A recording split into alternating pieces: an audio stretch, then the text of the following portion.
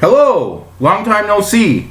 I apologize for the lack of videos the last little while. Real life has really kicked me in the balls the last 2 months. But that is not for YouTube. That is for random angry tweets and direct messages in Facebook that people know what's going on.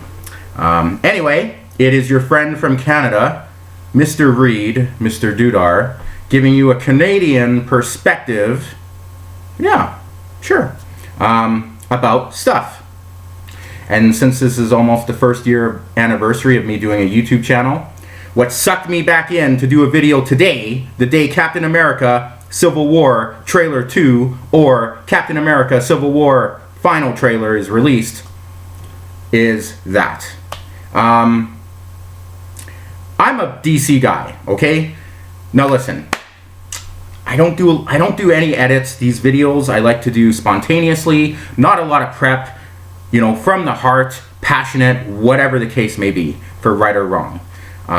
This is still a ghetto YouTube channel, Jewish ghetto as I like to call it, and I've rehearsed this in my head 5 times, and every time I've done it, I always come across hating Marvel big time, and that's not how I'm trying to come across. I love Marvel. I enjoy a lot that Marvel has done.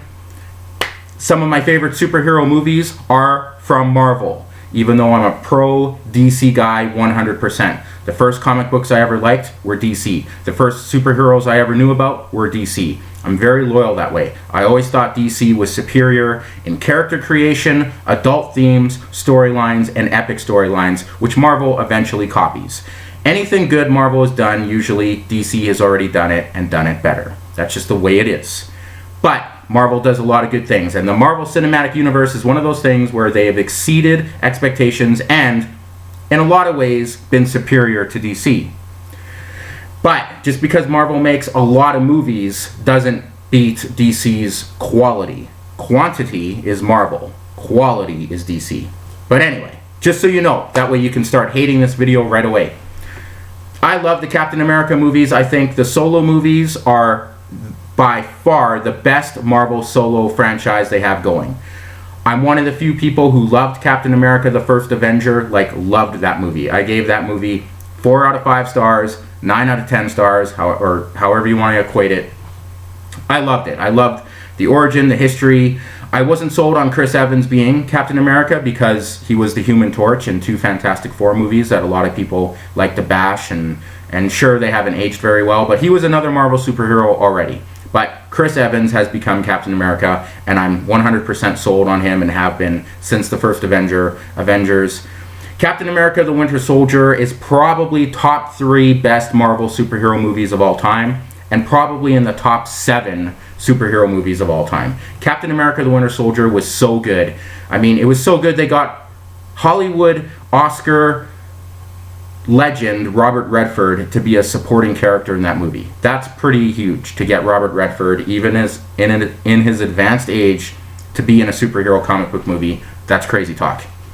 In an alternate universe, Robert Redford was one of the people they wanted to be Superman back in 1976 when they were casting that movie. Believe it or not, Robert Redford as Superman. But anyway, I'm going crazy.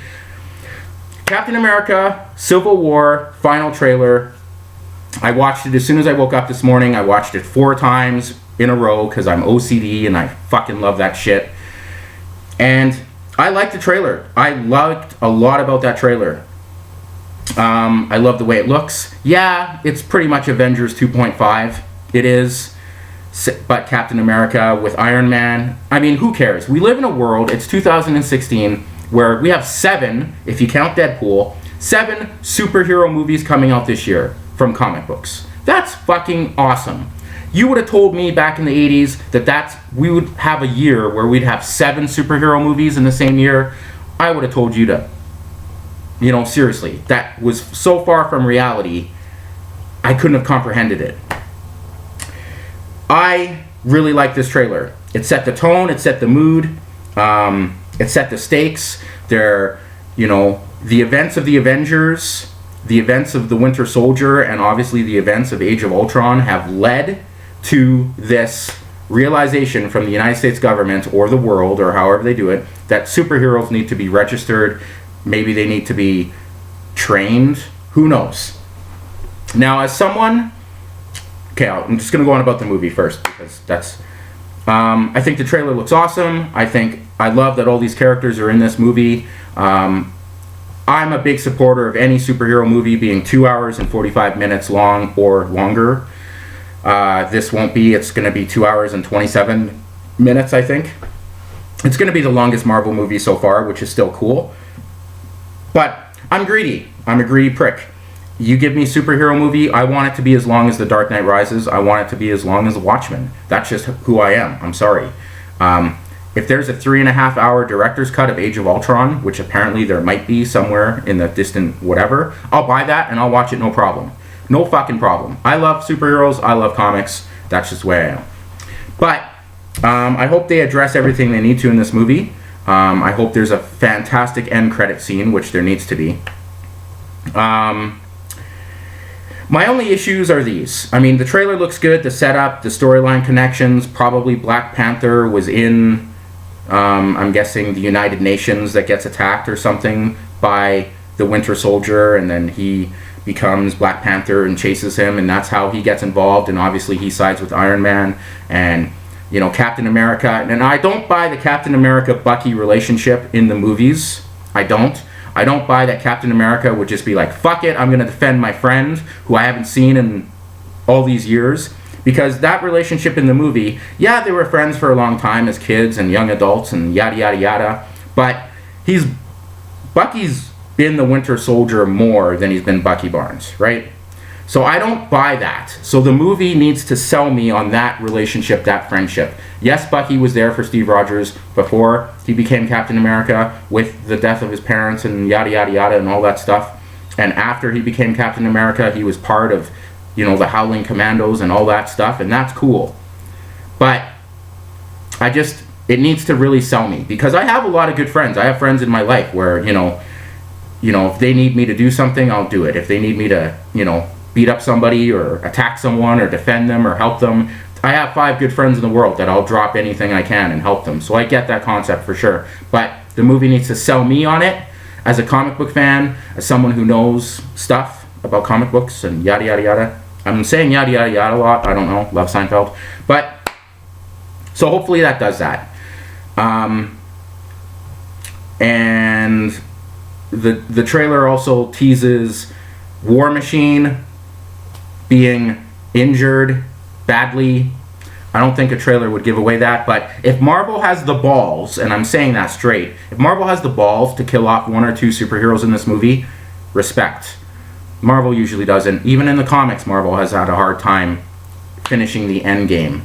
Yeah, superheroes in general usually don't get killed off, but DC has done it better over the years versus Marvel. The only good thing, I mean, okay, movie trailer. I love the effects. I love the way it looked. I love that Black Widow is probably going to switch sides, because Black Widow in the movie universe has a very good point of view, because she was introduced in Iron Man 2, worked with Tony Stark, worked to undermine him with S.H.I.E.L.D. and all that stuff. But she's probably become better partners with Captain America, Steve Rogers, plus her relationship with Clint Barton, Hawkeye, as S.H.I.E.L.D. agents. She's in a very unique position, because she's seen very personal sides of Iron Man, Tony Stark, and she's seen very personal sides of Captain America. She was introduced in Iron Man 2. She was Captain America's road buddy in The Winter Soldier. She's an important character in the Marvel Universe, especially the movie universe. So her switching sides in this movie will be very telling. And I'm looking forward to that story arc. I think Robert Downey Jr. and all the cast is going to kill it. My issues, honestly... Now listen. Civil War. This is the comic that changed Marvel. This was the comic that even DC fans were like, holy fuck, Marvel's finally taking something seriously. Like, fuck. This was a great comic in 2006, 2007. And it led to one of the best Spider-Man stories ever, where Spider-Man reveals his public identity. But in this comic universe, this Spider-Man is like 30 years old, okay? 30. He's been Spider-Man for like 15 years in this time frame. Not some fucking high school punk Twilight teenage wannabe. And then, of course, Civil War comic led to this, Captain America issue 25, where unspeakable things happened to Captain America for about a year or 2 years when Marvel had some balls. But anyway, my issues with Spider-Man. Spider-Man and Civil War was a huge part of this entire comic book. I have all the copies, I have all the spin-offs. That brought me back into comics. Spider-Man in the comics was a big deal because when Spider-Man chose a side, it had repercussions in his personal life and in the Marvel Universe. And obviously in the comics, as you comic fans know, Fantastic Four was involved, Namor the Submariner, the X-Men. There's a lot of stuff in that comic that Marvel movies can't do because of rights, because 20th Century Fox, because of yada yada yada. The fact that they're bringing Spider-Man into this movie is cool, but it won't have nearly the same effect as it would if it was a Spider-Man who's been around in the Marvel Universe for a long time. In the comics, Spider-Man was Spider-Man for 15 years. So when he chose the side he chose and revealed his secret identity, that's why it was so earth-shattering. That's why it affected the entire Marvel Universe and his personal life and was a game changer. This little high school punk Twilight kid Spider-Man, I don't care about. I don't. I'm not a high school kid, and watching YouTube reaction videos where I'm seeing all these grown men, my age, older than me, a couple years younger than me, crying, "Oh God, Spider-Man, yay, he's in the Marvel Universe." Yeah, it's the wrong Spider-Man. I wanted an adult Spider-Man. With something. I don't care about high school Spider-Man. I don't want another origin story. I don't want another high school Spider-Man. Is he going to get the girl? Is he the nerd guy? All that bullshit. This Spider-Man, who'd been an adult for many, many years in the comics, that was the Spider-Man everyone grew to love the most. Not some fucking punk kid in the 60s or countless reboots in the Marvel Universe since. So, I am not a fan of Spider-Man in this. The cameo in the trailer looked good, but the suit looks horrible. The suit looks awful. You want a good Spider-Man suit? Amazing Spider-Man 2. That's the suit. This suit looks cheap. It looks CGI. It looks lame. And I don't care about a high school punk Spider-Man who is a guest star. I just don't. I'm not a fan. So I wasn't crying like a baby like these grown adults on YouTube reaction videos that Spider-Man showed up. I think they could have waited. Black Panther, I'm sorry, I think he's going to be good, but the only reason Black Panther was even cared about in the comics was when he married Storm in the Marvel Universe back then. Storm is a mutant, she's an X-Men, they can't use her. Black Panther is overrated. He's an overrated character, and Black Panther without his marriage to Storm in this movie and future movies might be interesting. Yeah, there's a lot of good things about Wakanda and his history and blah blah blah and vibranium and yada yada yada. Cool. But Black Panther isn't a big deal. Without Storm, he's a lesser deal. So we'll see. We'll see how that goes. And a connection to an underrated Marvel movie, The Incredible Hulk, where Edward Norton was the best Bruce Banner we've ever seen. Sorry. Mark Ruffalo is great, don't get me wrong. Mark Ruffalo is amazing, but Edward Norton should have been. I wish that could have worked out. But The Incredible Hulk with William Hurt as Thunderbolt Ross appearing in this, connecting that is awesome. I can't wait to see what he's going to do.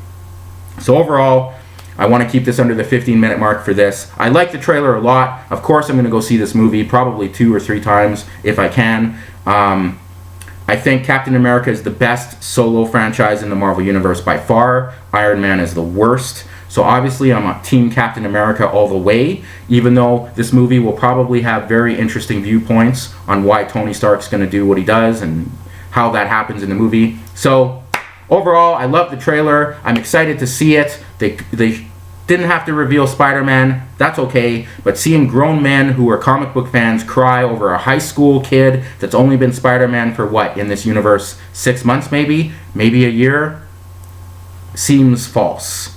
And finally, the repercussions of all the collateral damage in the Marvel movies. Yes, Man of Steel haters, Marvel has many collateral damage. None of the Marvel sheep, Disney sheep, want to bring it up. But lots of people died in New York in Avengers, lots of people died in Age of Ultron, and lots of people died in Washington, D.C. in the Winter Soldier. So it's not just Man of Steel doesn't know how to save people. So these are all good points. Anyway, Thanks for watching. Subscribe, like the video, tell me what you thought of the trailer. Have a good day. I'm going to see this movie, and I think it might be the best Marvel movie ever. Cheers, and I say that with a straight face. Peace.